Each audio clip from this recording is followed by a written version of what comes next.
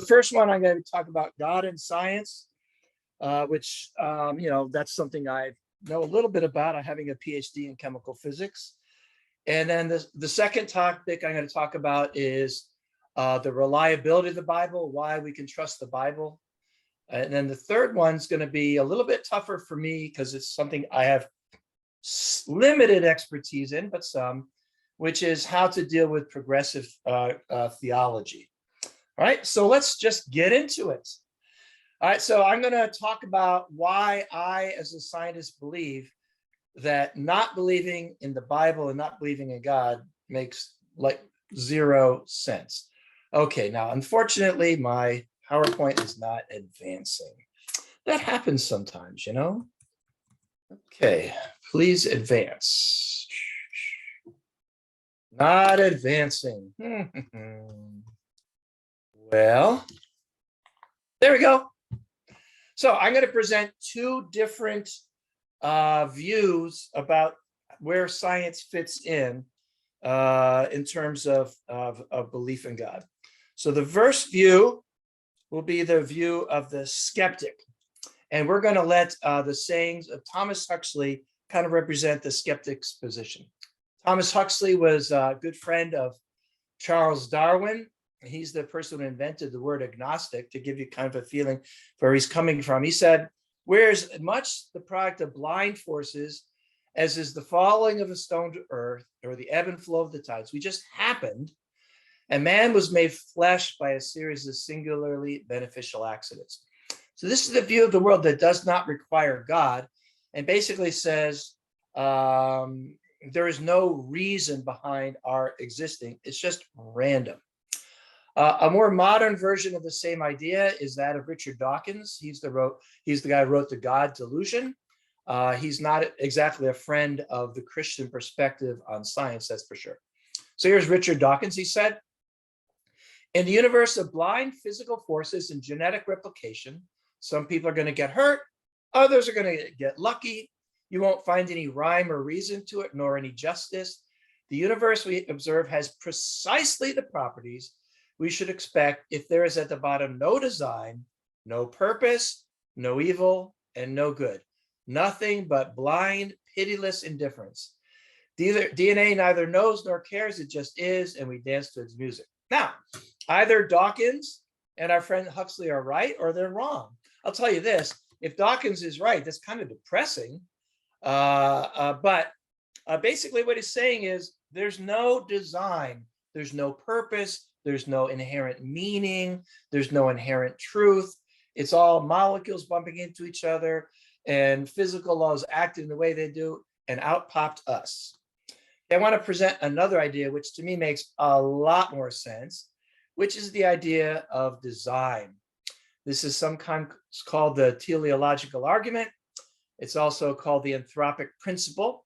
William Paley was one of the earliest advocates of this argument for the existence of God. He produced what's called the watchmaker argument.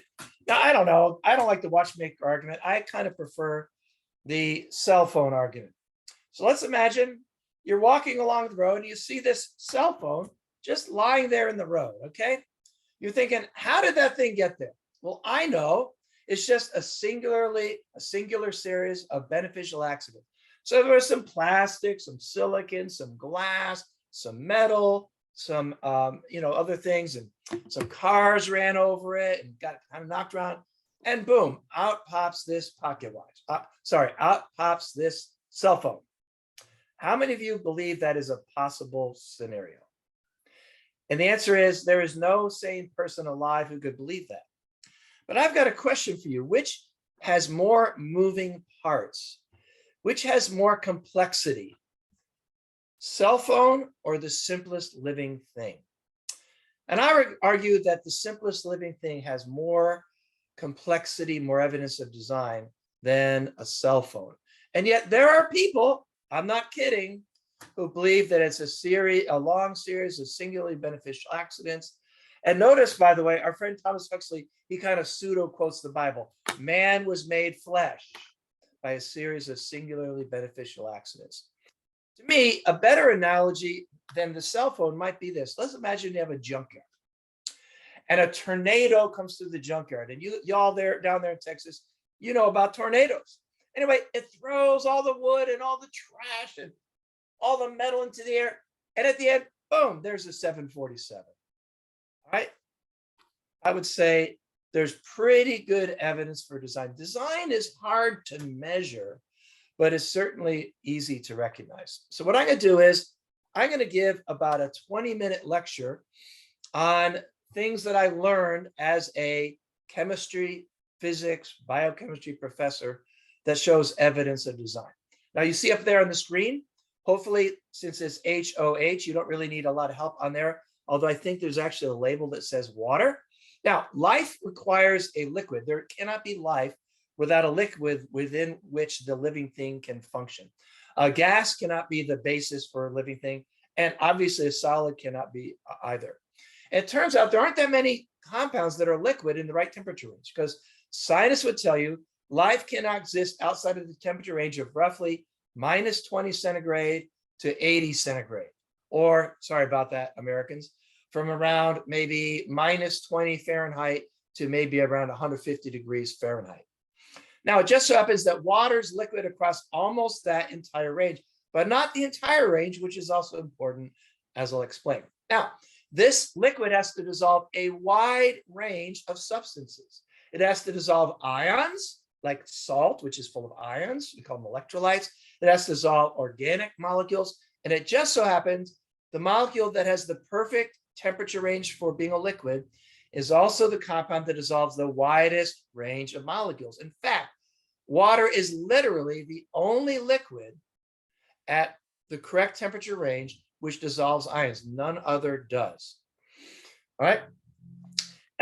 Another thing about water is that it has a very high specific heat.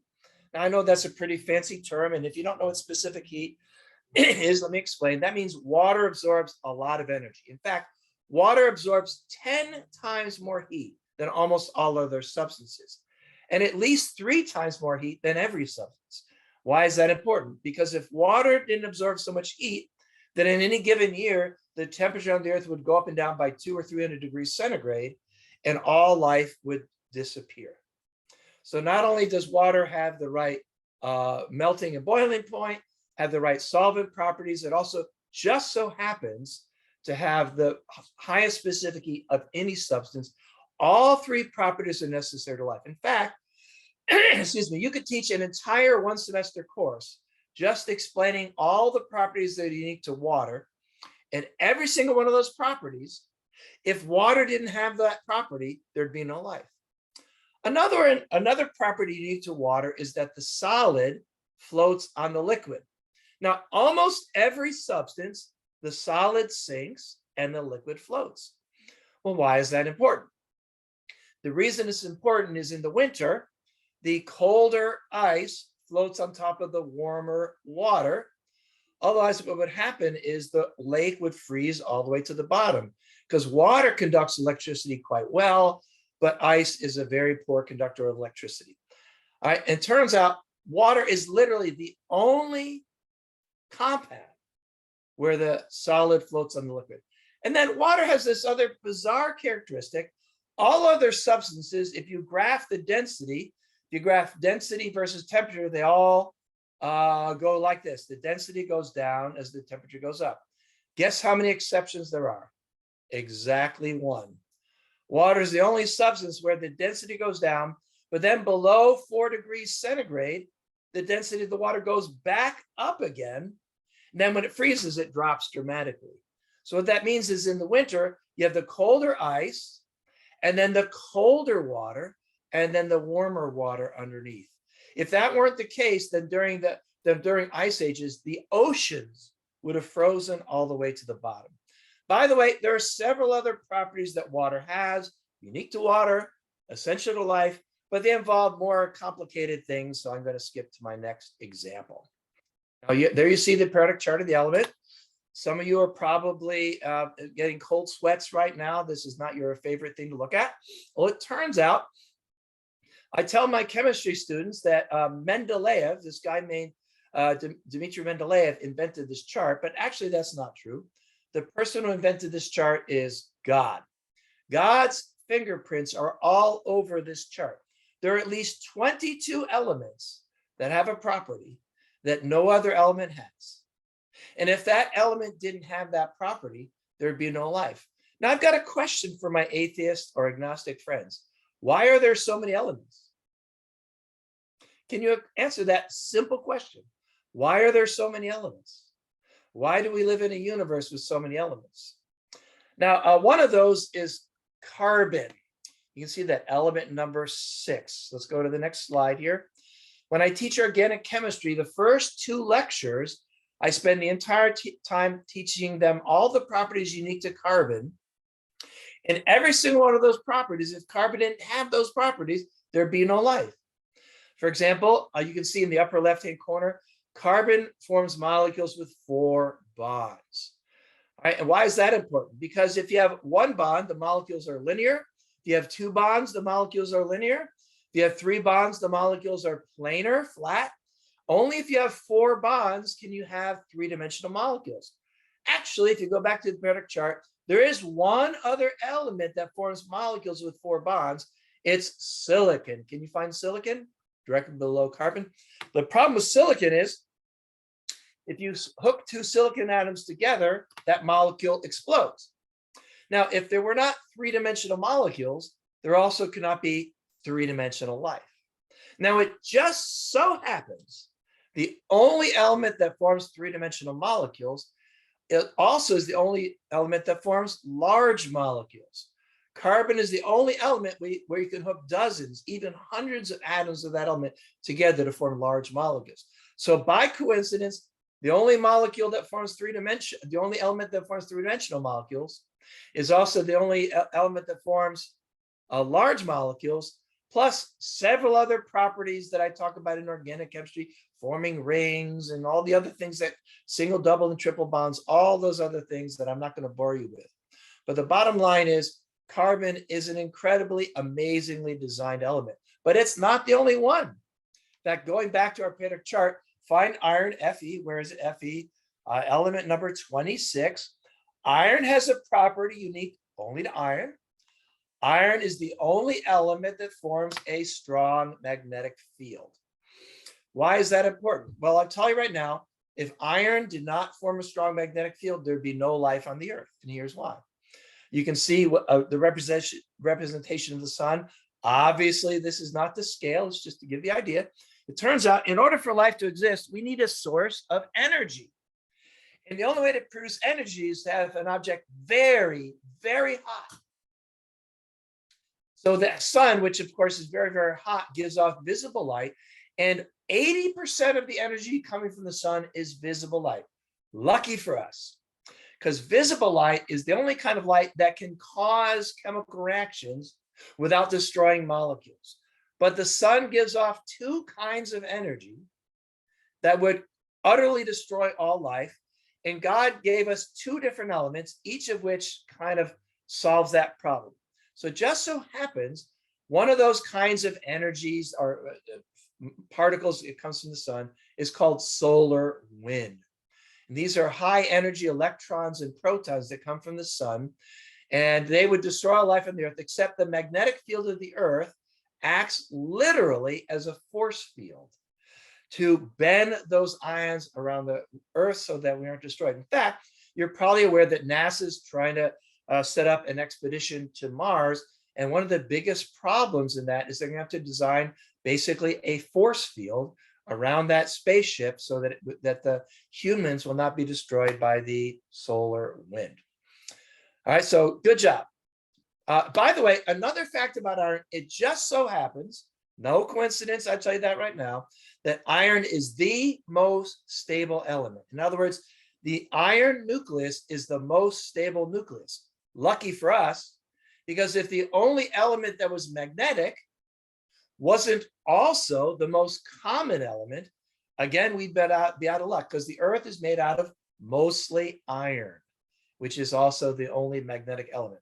Now, at this point, we're beginning to beg the question, how could somebody believe that we're the result of a long series of singularly beneficial accidents? Why is it that we have the element carbon with just the right properties and iron? but that's not all.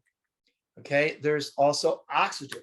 Now, the cool thing about oxygen is it comes in two forms, O2 and O3. O2 is the molecule of oxygen, which is required to have high metabolism life. Without O2, we can't have high metabolism life. But oxygen also has another form, O3. We call it ozone. I'm sure you've heard about ozone and the ozone layer. Well, the cool thing is there's almost no ozone down near the surface, lucky for us, because ozone is highly toxic. Almost all the ozone is in the upper atmosphere, and ozone has the property of very, very strongly absorbing ultraviolet radiation. Otherwise, we would be cooked, almost literally cooked. Now, I could talk about the properties of hydrogen, which are unique, and helium, which is unique, and so many elements. I'll just do one more, which is uranium. Now, you probably think uranium is dangerous. Well, it turns out, actually, uranium itself is not as dangerous as you think. The reason is, although it's radioactive, it has a very, very long half-life. It has a half-life of around 4.5 billion years. Again, lucky for us. Because if uranium was not radioactive with a very, very long half-life, then the Earth would have become cold and solid all the way to the middle. That would have had three effects. Number one, it would also mean there could be no magnetic field. Number two, that would mean there'd be no plate tectonics. And plate tectonics are the means by which the elements in the Earth are recycled. So plate tectonics is this massive long-term recycling mechanism. Otherwise, the minerals on the surface of the Earth would be used up and there'd be essentially no life. Another thing about plate tectonics, it also allows the Earth to have an atmosphere. If we didn't have plate tectonics, we wouldn't have an atmosphere and we'd have sterile Earth, essentially. And if you want to live on a planet without plate tectonics, be my guest, go to Mars. Virtually no uranium, virtually no plate tectonics, virtually no atmosphere, and sterile minerals. And by the way, another thing about uranium is very, very dense. Lucky for us, because guess where almost all the uranium is? In the center of the Earth, producing heat so that we still have plate tectonics. Now, again, I could go back to the periodic chart because there are 22 elements I know of which have a property that no other element has. And if that element didn't have that property, we wouldn't be here talking about it. This is evidence for it, clear, unmistakable evidence, I would say, argue proof for design and therefore a designer. Okay, great. So that's a little bit of chemistry. Now let's talk about biochemistry. I love teaching biochemistry because when I teach biochemistry, I get to so often just stop and say, what about that one? Because my students figure out pretty quickly I'm a Christian, and biochemistry has so many opportunities to point out the incredible design. Now, what you're seeing here, I'm guessing most of you know this, it is DNA. Now, DNA is an incredibly, amazingly designed molecule. Now, if you can see in the drawing, you got your C's, your G's, your T's, and your A's. These are the nucleotides, and 3 nucleotides form a code that chooses an amino acid in order to make a protein. Now, I've got a pretty basic question. Could molecules randomly bumping into each other create a code? Simple question. Could random collisions between molecules produce a code? The answer is, of course it couldn't. How could anybody believe that could happen? Well, the answer is atheists believe it. All right. And the thing is, the code, we're talking a lot of information. Human genome, about 3 billion of those, A, G, C's, and T's. But obviously the simplest life is not human. So we can talk about the simplest life. For example, in E. coli, a bacteria, roughly 100 million of those base pairs. All right, let's cut that in half, 50 million. Well, let's cut that in half, 25 million. Too small a genome to support even the simplest life, because like I said, the simplest life is incredibly complex. Well, how much information is that? What would be the probability of All this information, 25 million letters, randomly assembling itself so that it could create a living being. Well, to give an illustration, it would be like this. Imagine taking 25 million letters, throwing them in the air, letting them fall to the earth, and when they fall, you could read it. In English, by the way, or maybe in Latvian or whatever language you want. Can anybody believe that 25 million pieces of information can self-assemble? Sorry about that, but that is ludicrous.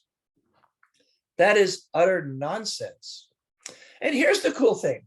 Turns out the only thing in the universe that makes proteins is DNA. But guess what? The only thing in the universe that makes DNA is proteins. Now, you've heard about the chicken and the egg, right? Which came first, the chicken or the egg? Here's a better question.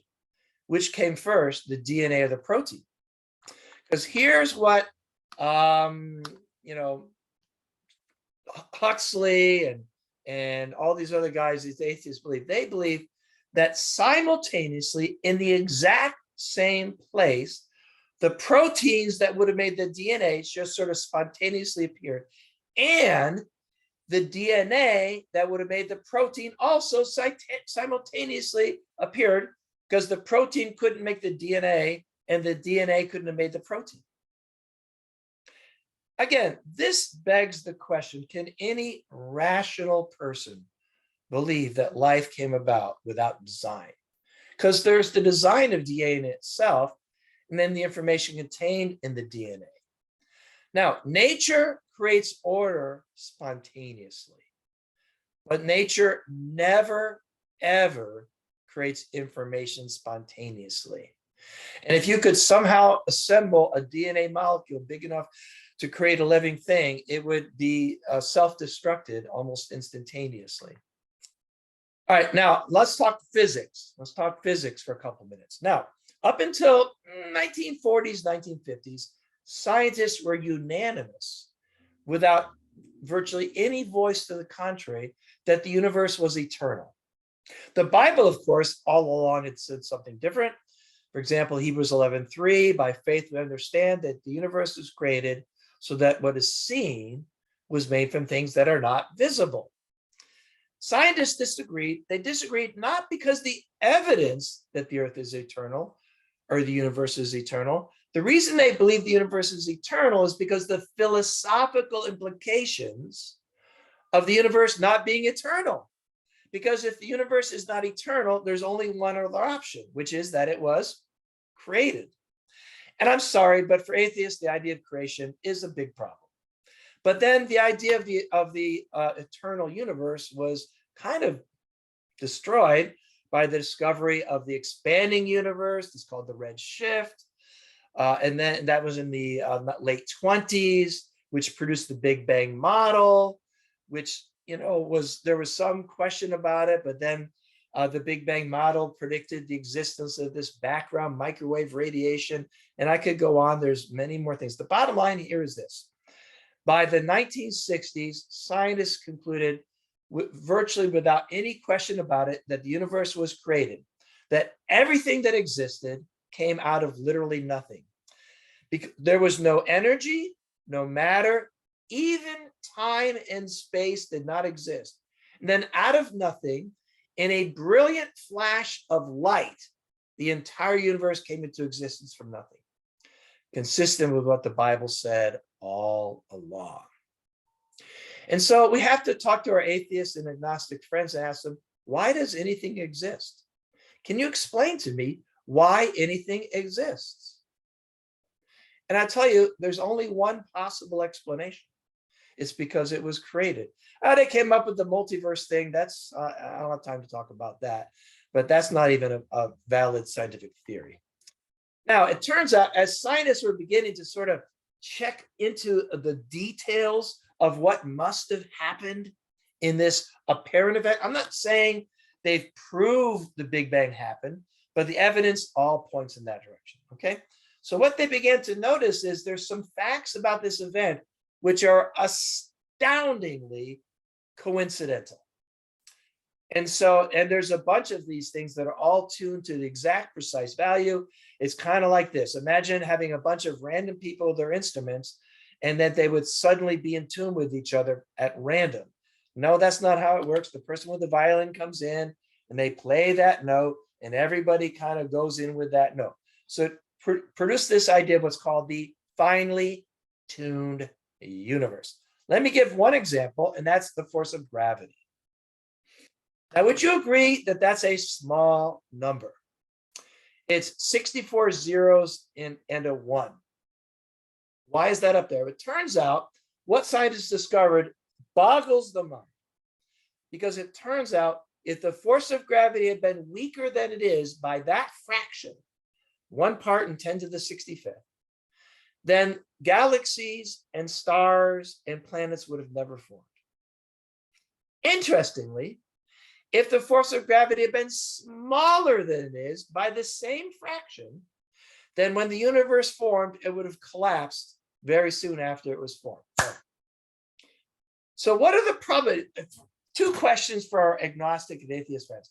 Why does gravity exist? Good question. Second question, why does gravity have the value it has? Is there any possible answer to that other than the obvious? It was created with that value so that we could exist. To give you a feeling for how small that number is, imagine this. Imagine your friend won the super lotto. I heard it's worth $700 million this week. That's pretty good. Okay. If your friend won the super lotto, you'd probably say, awesome. But then again, why are you gambling? That's not so good. But anyway, so imagine they won the super lotto again the next week. And then they won the super lotto again the next week. At that point, they'd be in jail. It's like Slumdog Millionaire, if you'd seen that movie. Well, that the probability of it, even assuming that gravity exists, which is a big assumption, the probability of it having the correct value by sheer chance would be like winning the super lotto 6 times in a row. And I'd say that represents the probability that the atheist is right, that there is no creator, which of course is they're wrong. All right. Anyway, there's some more information here. It's like overload of information. There are a number of other parameters. If you change them, some of them by 5%, some of them by 1 part in 10 to the 30th. If you change any one of them, life would not exist. For example, and there's the strong nuclear force. That's what holds the protons and neutrons together. A few percent larger, there'd be no hydrogen and no stars. That's a problem. A few percent smaller, only hydrogen. That's also a problem. So scientists have concluded that a super intellect has monkeyed with physics as well as chemistry and biology to the point that not believing in God, I believe, requires an irrational point of view. I'm going to skip a few slides here, other evidence, because I want to get to part 2, and I'm only going to spend 10 minutes on part 2, but I want to spend a little bit of time there. So my conclusion is this. Since the creation of this world, God's invisible qualities, his eternal power, divine nature, have been clearly seen, being understood from what has been made, so that scientists are especially without excuse for not believing in God. Let me tell you a little story.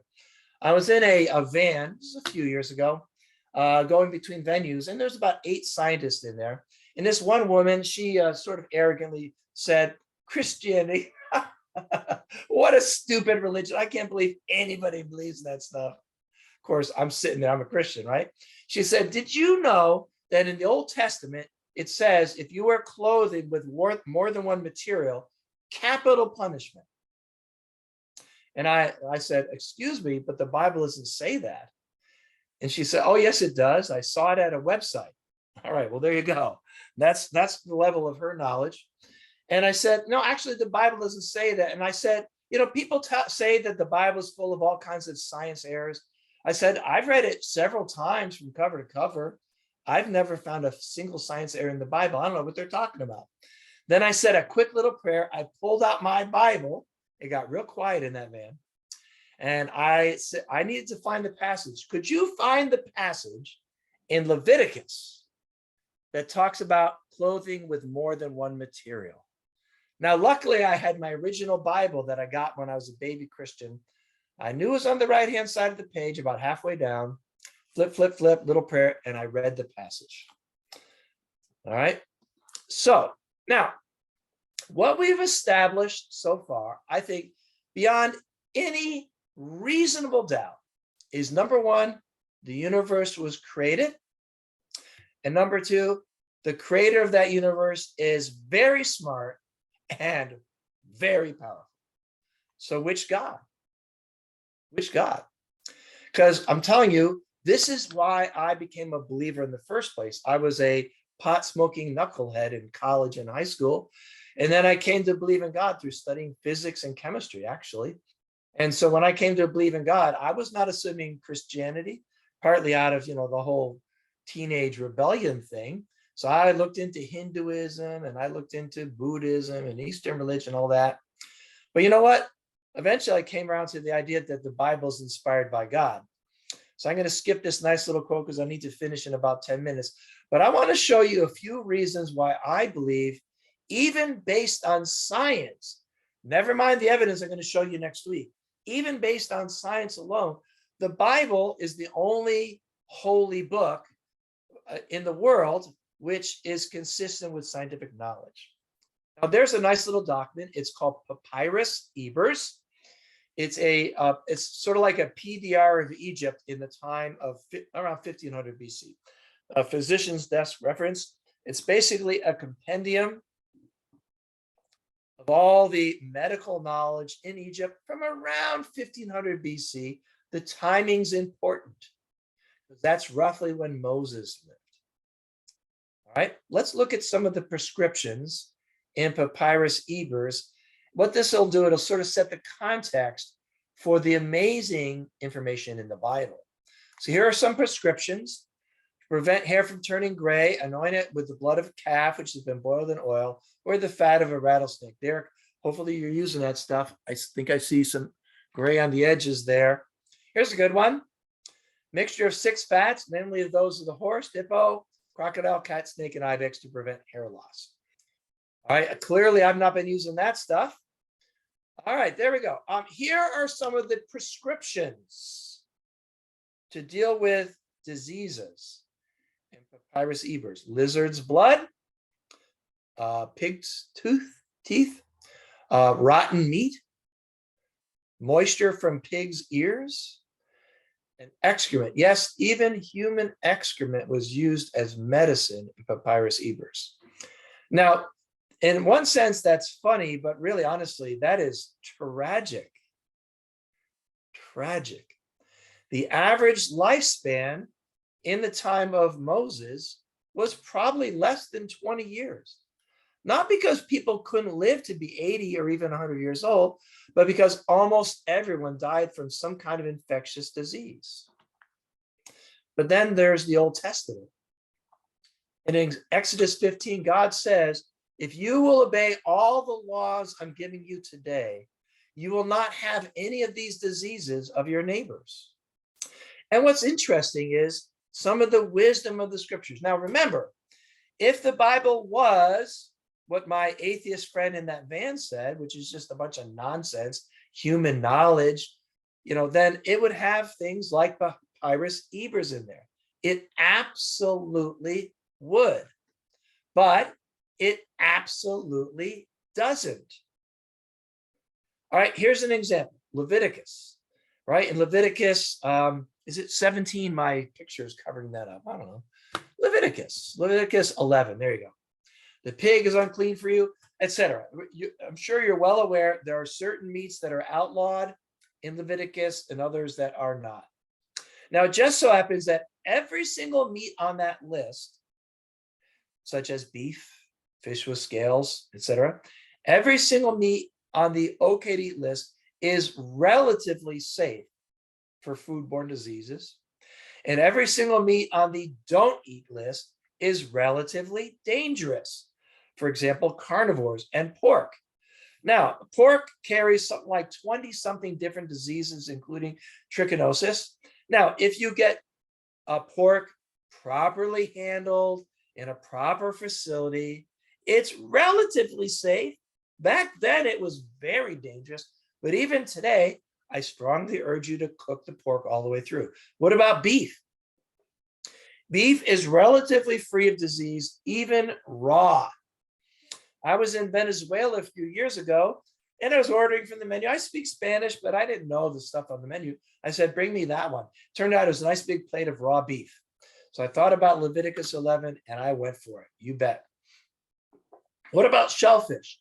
All kinds of shellfish are outlawed in Leviticus.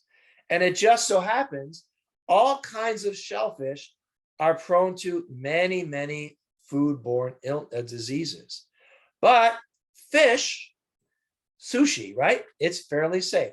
The Bible says fish with scales, yes. All other shellfish, no.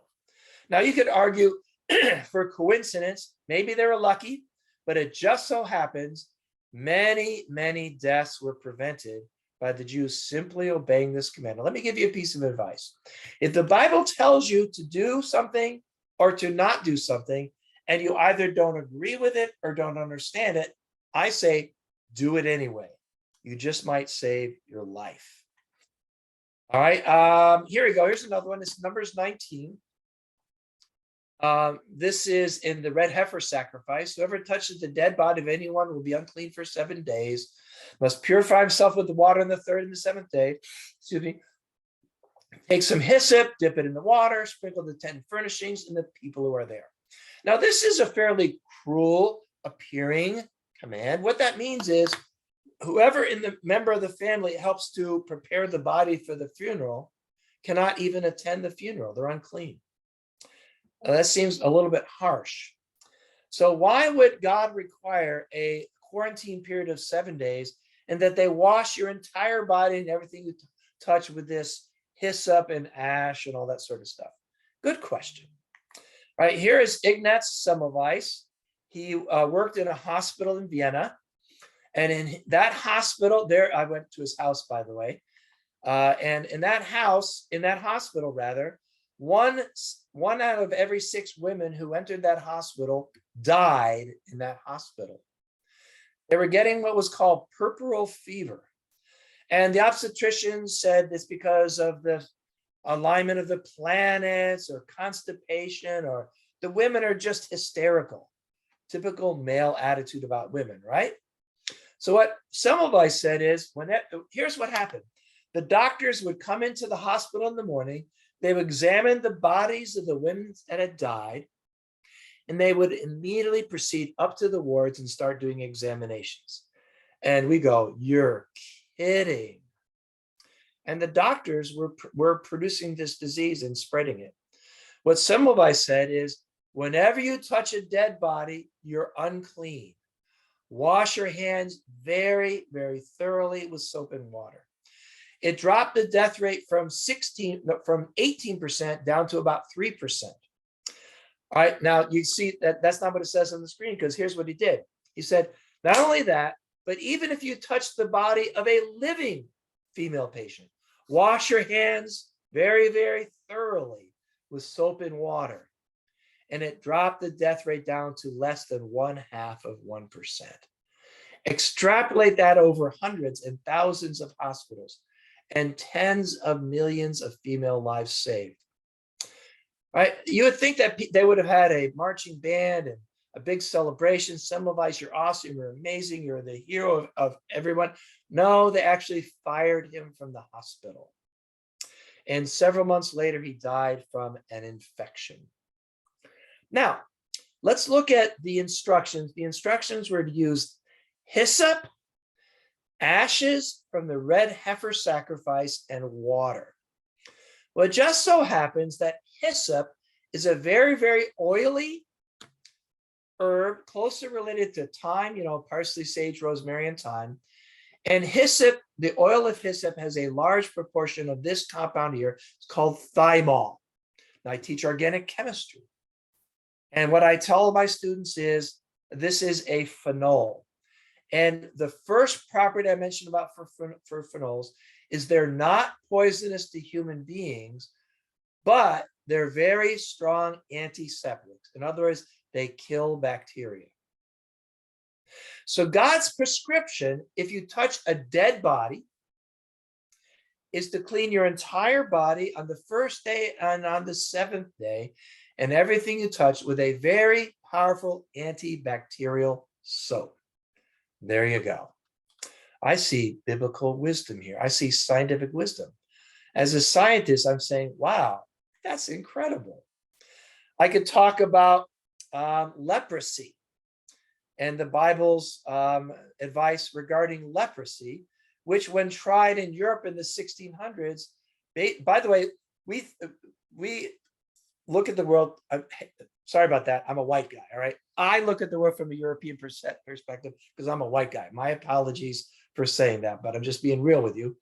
And to me, leprosy, that's somewhere in Asia or whatever. But the reason that's true is because in Europe in the 1600s, some monks decided to try quarantine. And within less than 100 years, leprosy was virtually eliminated in Europe. Another piece of biblical advice. Seems cruel at first, but it works. All right, then we could talk about the life being in the blood. Leviticus 17:14, which said the life is in the blood. Do you know what the most common medical treatment for infectious diseases was in the 18th and 19th century? Bloodletting. Medical science says if you have an infection, the disease is in the blood. God said the life is in the blood. Who was right? Well, because we have this thing called an immune system. And literally, if you have an infection, the life is in the blood. Last example, circumcision. Then we'll open up for some questions and answers. Now, this is not even the law of Moses. This goes back to Abraham. Genesis 17, God said, every male child should be circumcised on the 8th day. 2 questions. Why circumcision? Number 1. Number 2, why the 8th day? Why circumcision? Circumcision is painful and it's a little bit dangerous, actually. But think about it. Almost everyone back there died from some sort of infectious disease, typically bacteria, viruses, or fungus. Now, all 3 thrive whether it's dark, warm, and wet. And where's the darkest, warmest, wettest place on a guy? How many diseases were prevented by male circumcision?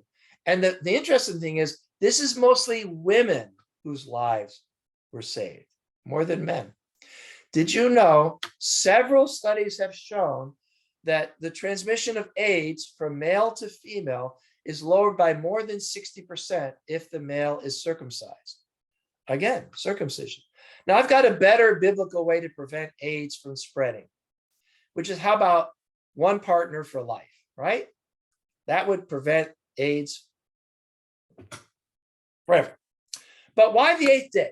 Why the 8th day? Why not circumcise on the 1st day? Why not circumcise, I don't know, 3 weeks later? Well, with all of these medical related advices in the Bible, God doesn't tell us why. He just says, do it, do what I say, and it works. Well, it turns out that vitamin K is not passed from the parent, from the mother to the child through the placenta. It doesn't do that. Now, vitamin K, you're probably aware, is needed for blood clotting. Now, it's not actually the vitamin K that produces the blood clot. It's a protein that is produced by vitamin K called prothrombin. And it turns out that when a baby is born, they have very, very low levels of prothrombin because they don't have any vitamin K. So where do they get the vitamin K? They get it from bacteria. Baby's born, eats from mommy, gets bacteria. Bacteria gets in the gut. The body starts producing prothrombin. And I'm going to show you a graph. The graph is going to be level of prothrombin in the child versus number of days. There it is. And guess what? The safest day from the moment a child is born until that male child dies, guess what the safest day is to circumcise a male child? Well, you can look at the graph and you can decide for yourself. And by the way, Yeah, this is, I'll skip that one. That's an attempted joke there. By the way, the reason I believe the Bible is inspired by God is not because of science, honestly. To me, all right, here, this represents, oh, rats. My computer's about to die. I'll have to take a break in a second. Anyway, I'll keep going here. I'll take a break before the questions. But here, this is all the evidence for the inspiration of the Bible. And to me, science represents like this much. Oh, I believe the inspiration of the Bible because of the fulfillment of messianic prophecies, types, figures, and foreshadows, historical accuracy, consistency of message, lack of contradiction. I'm going to talk about those things next week. Look what I found. The power cord. We got the power. All right, so therefore, I guess I'm done. And oops, this is the power cord for the wrong computer. So I'll be back in a second and we can take some questions. All right, if you guys have any questions, you can send them over here real quick while John finds his power cord.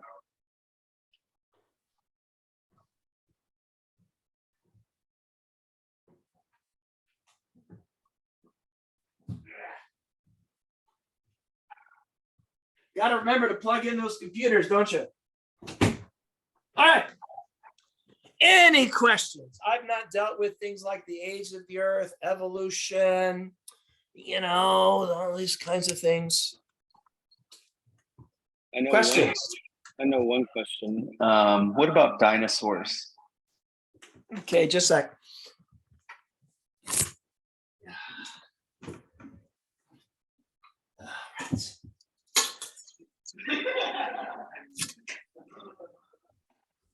All right, here we go. Here's what I think about dinosaurs. They're really cool. All right, but seriously. All right, now the question about dinosaurs. Now I know there's some people that say, dinosaurs and people lived at the same time, and that's a very silly proposition. People shouldn't say that. The evidence is that the dinosaurs lived from around 220 million years ago to about 65 million years ago, and they disappeared at that time. So really, the question about the dinosaurs is really the question about the age of the Earth. So how old is the Earth? Well, Genesis describes 6 days of creation, correct? And historically, those days have been interpreted as literal 24-hour periods, which honestly, if you read it, seems to be the obvious interpretation. I'll have to say that. But others, even in the early church, like Origen and Clement of Alexandria and Augustine, and also Jewish interpreters such as Philo, they believe that those days were actually metaphorical. In other words, this is really what happened. It's how it happened is the right order, but the days themselves represent periods of time. So that's what I believe. So I believe, and if you kind of look at it, according to Genesis, first God created light, and then he created the earth, and he created water, and he separated the land from the water, and then he put life in the water, and then life on the land. And as that life formed, it changed the atmosphere. So now you can see the planets and the stars. And then he created more complicated life forms. And last of all, he created human beings. So the basic outline form of Genesis 1 is consistent with science. I personally don't take those days literally. All right. But anyway, to propose that humans and dinosaurs lived at the same time, I'm sorry, but that is a ridiculous proposal. People should stop saying that. That can't possibly be justified with the scientific evidence. Now, I've taught a class on the philosophy of science. I talk about science and religion. And in that class, I defend the young earth theory, even though I don't agree with it. And here's how I do that. So I will say to and these are Muslims, Christians, atheists, just a general audience. I say, just for the sake of argument, let's assume for a moment that there is an all-powerful, omnipresent, omnipotent, all those things, God. Could that God create the earth so that at the moment it's created, that earth appears already to be ancient? could that God do that if he wanted to? And I stopped for a minute and I said, well, yeah, obviously could. All right. Yeah. So then the question is that what happened? Or is that not what happened? So I have many friends in the church who take those 6 days to be literal. And I guess, okay, great. So it must be, because I'm sorry, folks, the earth appears old. If you think differently, you need to probably change your thinking about that. If you take a trip down the Grand Canyon, if you say that happened in the last 5,000 years, you probably ought to think again about that. Besides, if you look at a galaxy that's 1 billion light years away, how long did it take the light from that galaxy to get here? The answer is, well, 1 billion years. So how old is that galaxy? I don't know, but it's at least 1 billion years old. So I'm not going to, take a strong stand on this, but my personal understanding of Genesis 1 is that it's a theological description of what God did, not a scientific one. It's consistent broadly with the scientific truth, but the days are not literal 24-hour periods. That's how I understand it. So dinosaurs, yeah, they're awesome, but that was part of God's plan. I believe God is the hand behind evolution. Evolution is a beautiful thing invented by God, and since God thought it up, let's just give him credit for it and say thank you, God, for being so smart. So anyway, that's a quick answer. Kids. Oh, great, yeah. I should slow down for that. Another question was, why are there other universes and planets? And if there are other people on planets, is God teaching them too? Okay, great. I think probably to change that question, I think that person meant not why are there other universes and planets. I think they meant why are there other stars and galaxies and planets. Now, God could do whatever he wants, right? Would you agree with that? God could do whatever he wants. So if he wanted to, he could have created a vast universe with exactly one star and one planet that goes around that star. But that's not what God did. God chose to create physical laws which act over time to create stars, galaxies, planets. In fact, it turns out the evidence is the universe we live in mainly contained almost only hydrogen at first. The stars formed and they had supernovae and these things, and they created heavier elements. The star that our planet goes around has probably been recycled at least twice. So God chose to make a universe which is very, very big. And that universe naturally produces stars. It naturally produces planets. And in very, very rare cases, it even produces planets that have iron in them and water and carbon that are far at the correct distance from the star so that life can exist. Now, I'm telling you right now, life did not happen by accident. Life was created. The life that is on the earth was created by God. Now, did God create it somewhere else and it came here? I don't know. That's another question. I'm not going to worry about that. So if there is life in another galaxy, then that would mean God created life in that galaxy too. So is there life in other galaxies? My answer is, I have no idea. All right. There's no way I could measure it. There's no way I could prove it one way or another.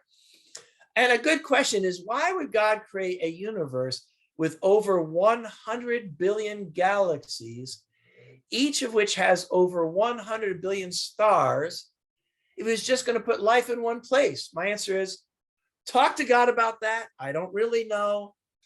And then there's the classic question. Okay, great. So if there is intelligent life on some star in the Andromeda galaxy, then what would it look like? And would Jesus have to die on a cross there too? Or maybe he could die on, I don't know, on a whatever. These are really fun questions. But my answer is, I have absolutely no idea. And the Bible gives me no basis for answering the question. So I'll leave it at that. Prehistoric man, Neanderthal man. Is that evolution of men or? Okay, that's a harder question. The first two questions, honestly, to me, were fairly straightforward. The question of how do we deal with what appears to be the evidence from anthropology, all right, for seemingly a common ancestor, if you will, between the great apes and the chimpanzees. And I'll tell you right now, the genetic evidence for common ancestry between humans and chimpanzees and bonobos and orangutans and gorillas is actually fairly strong. Let me give you one example of that. Turns out that almost every single mammal produces its own vitamin C. Number one. Number two, humans have a gene which is the correct gene for creating vitamin C, but in humans it doesn't work. Apparently there was some kind of mutation. I'm going to tell you a list of every mammal that doesn't produce vitamin C. Okay, here we go. It is the orangutan, the chimpanzee, the bonobo, the mountain gorillas and the lowland gorillas, humans, and guinea pigs. Now that's really weird. But it turns out guinea pigs have a different mutation in their DNA. So apparently a different event caused guinea pigs to not produce vitamin C. Now you could argue it's just an accident, but I don't think so. So for scientists to propose the idea of evolution is not crazy. But I'm going to tell you what I believe. I believe that God created Adam and Eve, that they're a special creation. The fancy term is ex nihilo. In other words, God created them, just created them from nothing. You know why I believe that? I believe it because the Bible says so. That's why I believe it. And I want to advise, especially young people, is you need to learn to ask yourself, why do I believe that? Some things I believe because of the evidence. Other things I believe because the Bible says so. Let me give an example. I believe life was created by God because the evidence demands that conclusion. I believe the universe was created because the evidence demands that conclusion. I believe the Bible is inspired by God because the evidence demands that conclusion. I believe that Jesus was raised from the dead because the evidence demands that conclusion. But I believe in heaven because it's in the Bible. I have absolutely no evidence of heaven. In fact, my scientific evidence seems to go the other way. I believe that Adam and Eve were a special creation by God because Jesus seemed to believe it and because the Bible says so. All right, so exactly what happened? What about these other sort of pre-intelligent beings? I really don't know. Either way, I believe the evidence is that we're created in God's image. The most important things about humans is not their genes. The most important fact about humans is that we're created in the image of God, that we are self-aware. We have the ability to love. We have the ability to create. We know the difference between right and wrong. And all these qualities that God has that he's given to us. And none of those could evolve, none of them. So I believe that we are a special creation of God, but I will admit that the evidence is consistent with the idea of common descent. In fact, the fossil evidence for common descent is moderately strong, but the genetic evidence for common descent is actually pretty strong. So for me personally, I'm fully at peace with the idea of evolution, but I believe that what the Bible says, which is that we were created by God, that Adam and Eve were created by God. All right, so that's my pretty quick answer. I could say a bit more there. Okay. Another question that came up, has there been any evidence That the sun stood still, as in Joshua? No, there's not. In fact, um, you know,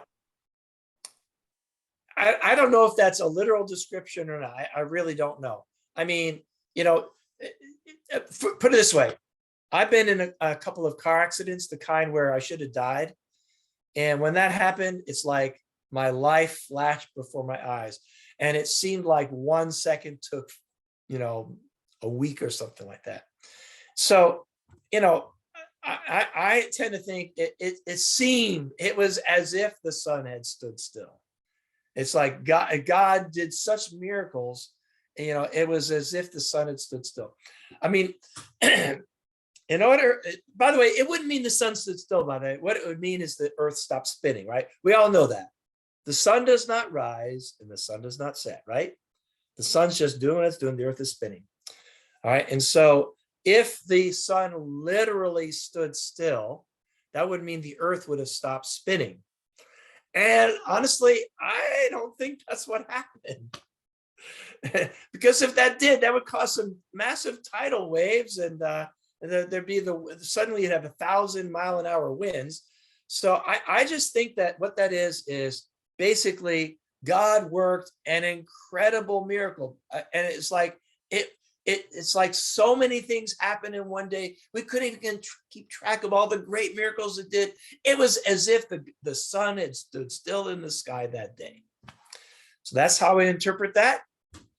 I mean, again, like I said, God could do whatever he wants to do. And I'm sure if God wanted to literally stop the earth but prevent all the tidal waves and all that stuff, I mean, God could do whatever he wants. But that's how I understand this passage, is they're speaking kind of, you know, using sort of exaggerated language, which happens in the Bible pretty often, actually. Okay, I got 2 more Questions for you, Yeah. and then we can end for tonight. Isaiah 40:22 says he sits enthroned above the circle of the earth. Why did people believe the earth was flat for so long?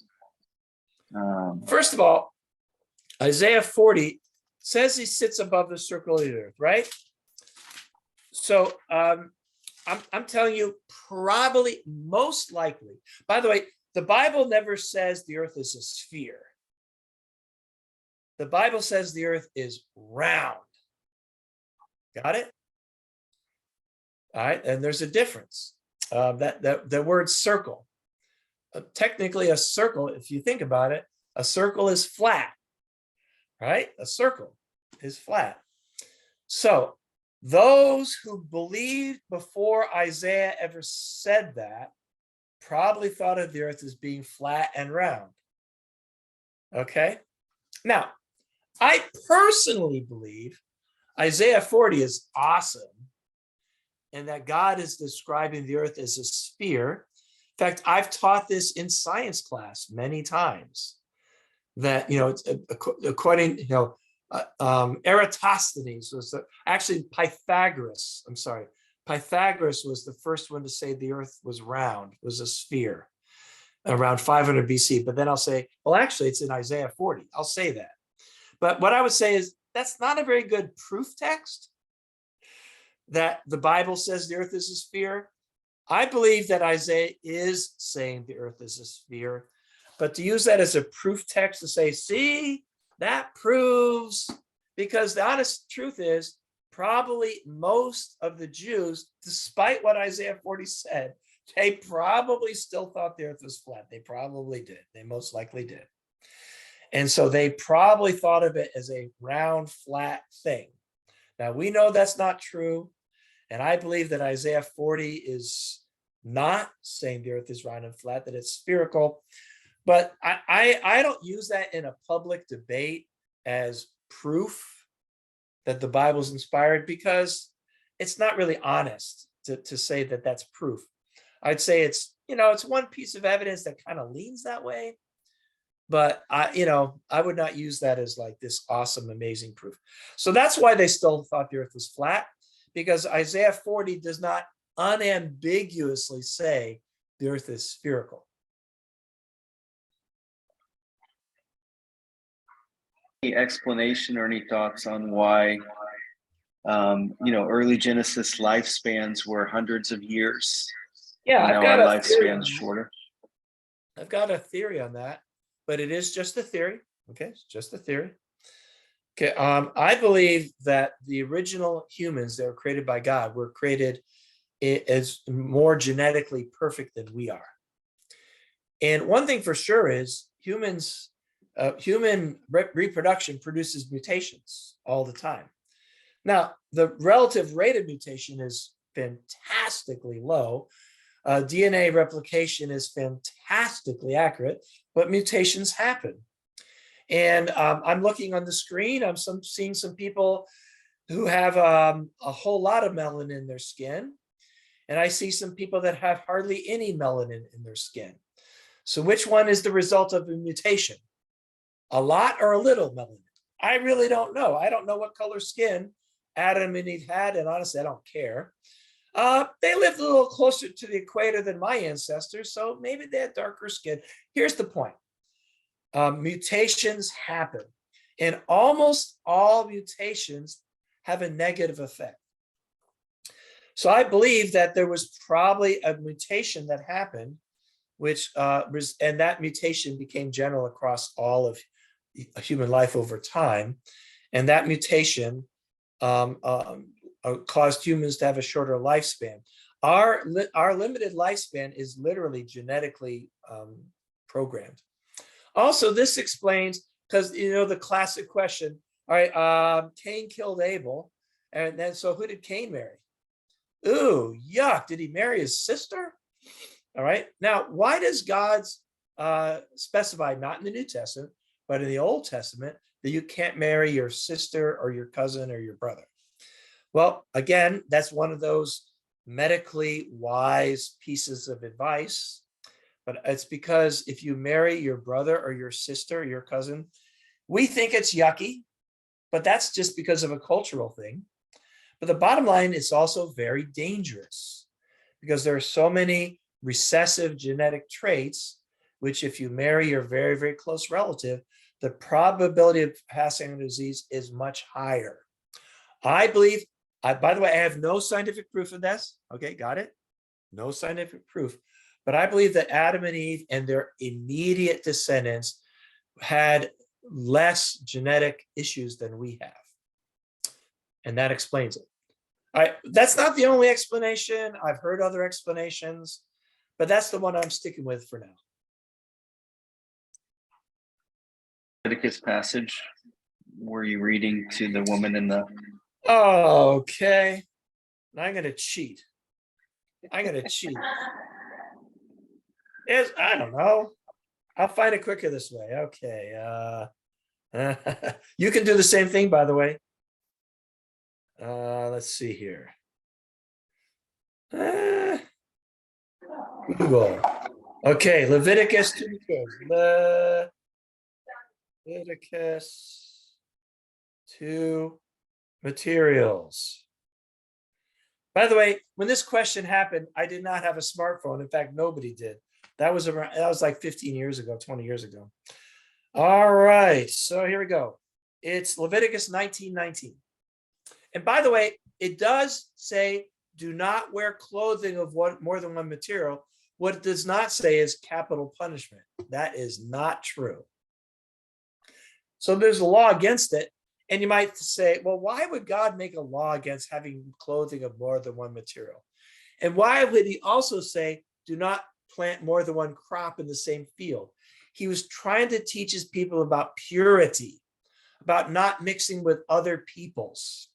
So all of these physical laws, some of which had health consequences, some of which did not, taught a spiritual lesson. For example, why not cook a calf in its mother's milk?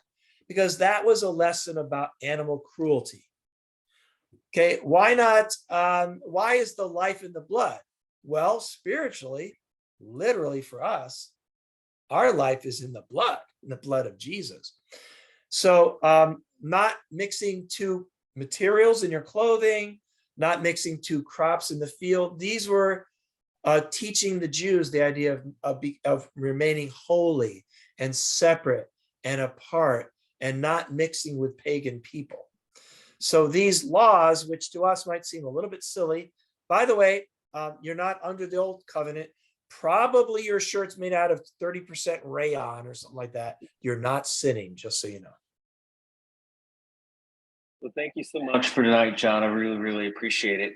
I'm going to share 3 questions John posed from tonight that you guys can think about. You can take a picture of the screen.